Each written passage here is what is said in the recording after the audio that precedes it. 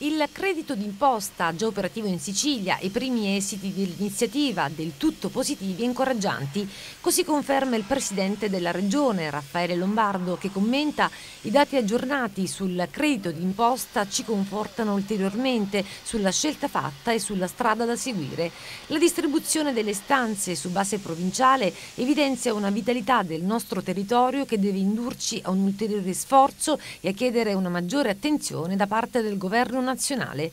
I numeri sono testimonianza, infatti, delle 895 imprese che ad oggi hanno presentato richiesta, 167 hanno sede produttiva a Catania, 159 a Palermo e 140 a Messina. E anche in province più piccole hanno inoltrato istanze un alto numero di imprese, 126 a Trapani, 105 a Siracusa e 82 a Ragusa.